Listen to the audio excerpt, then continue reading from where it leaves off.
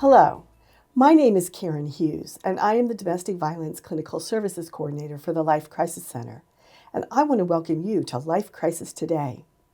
The Life Crisis Center is truly blessed. Our community supports us in so many ways. And we also get asked, how can we support you? How can we help out? What do you need? What donations can we do? How can we raise money for you? And that's what we're going to talk about. And with me today is Traci Johnson. She is the administrative assistant for the executive director, and she's going to help us talk and find out ways to help support the Life Crisis Center. We have lots of people who want to help us out. They want to donate. They want to do a project for or something like that. And I want to talk about that as to how can people help? Like, I know one of the projects some companies do sometimes is they'll do like a Casual Friday, and all the money that they collect for Casual Friday is donated to us. Yes. So when things are financially donated to us, where does that money go? Well, first of all, Karen, Life Crisis Center is a nonprofit agency. We're based here in Salisbury. However, we cover the 3 counties of Wycomico, Worcester, and Somerset to serve our clients' needs. Our services are free of charge, and so we rely completely on grant funding and donations. Donations will go to the various needs of our clients and our safe house needs that aren't necessarily covered by grant money. Right. And one of our biggest needs right now, we're looking to construct a playground at our safe house so the children can get outside and play and get some fresh air in a safe environment. And we have other needs listed on our website as well at lifecrisiscenter.org. Okay, great. Yeah. I know our playground definitely needs some help. Yes. Yes, that'd be great. I know at the holiday time that we do food boxes. Yes. So let's start with Thanksgiving. I know that's one of the first ones we do food boxes. Yes. How can somebody help out for that? We'll be accepting packages of food to distribute out to our clients, including a turkey of any size, boxed stuffing, canned cranberry, canned vegetables, instant mashed potatoes, and a dessert, all the things that you would think of for a holiday meal. Yeah. I know clients so appreciate that. Yes. Yeah. Yes. Then right after Thanksgiving, I know it's Giving Tuesday. Yes. How can somebody designate the Life Crisis Center? Well, we're working with the Community Foundation of the Eastern Shore. Their campaign is called The Shore Gives More. So donors can go to shoregivesmore.org/Life Crisis to give to the Life Crisis Center. And actually, they can begin giving up to a week in advance of Giving Tuesday, which falls on the Tuesday after Thanksgiving. Right. So they can go that entire week, any day that week, to give through that campaign. Yeah. And otherwise, they can give to us throughout the year on our website. Okay, great. Also at the holidays, right after Thanksgiving is Christmas. And I know that families have adopted one of our Life Crisis Center families, or an organization might, a company might. And we have small families, and we have large families. And how can somebody adopt a family? Usually it's when a victim of abuse has left and they really don't have a whole lot. And how can they provide for their kids? Yeah. Yes, well, they can contact our office. We have children who have been abused or neglected or maybe been exposed to domestic violence situations. And we want those kids to have a nice Christmas just like any other child would. Right. So through the donation of gifts from people in the community, we're able to do that. Yeah.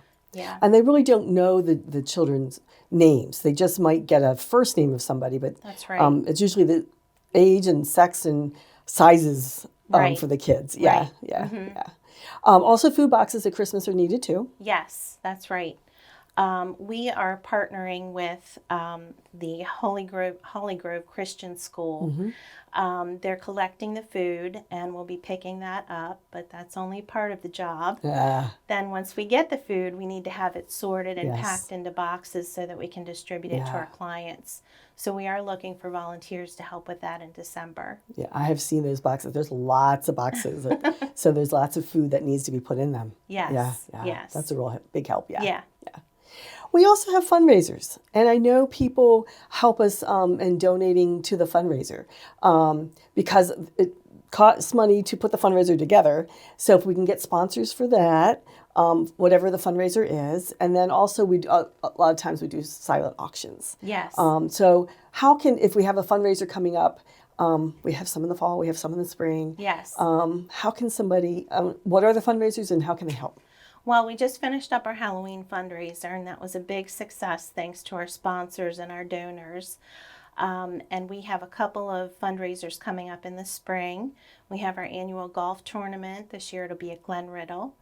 And then we will also have a fundraiser for CASA, which stands for Court Appointed Special Advocates, and they advocate for abused children. So that fundraiser is called Pinwheels for Prevention Soiree. It'll be at Kylan Barn, and we'll have tickets available for that on our website soon. So really just going to our website is how they can get involved with it, or calling our office directly. Okay. I also know that there's some general things that we get help with.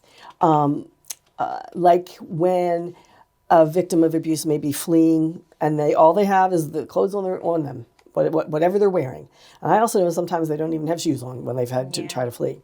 So we've in the past have had gift cards, so that people could donate, a gift card from to like Walmart or Target or someplace that they could then go get some clothing, since they had to leave in a hurry. Besides that, what other things can be helpful? Little things like that.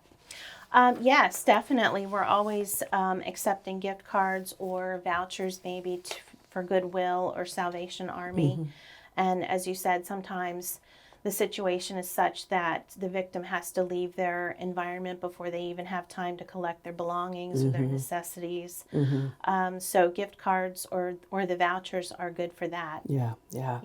Also, I know when the ladies and the children who are staying in the safe house, they have birthdays that come up sometimes while they're in there, and we give little small birthday parties for them. They'll get a cake or something, but also to be able to have a little gift that a mom could give the children, or the mom gets to have a gift. Yes, so the gift cards can be used for that as well. Yes. So that's been really helpful.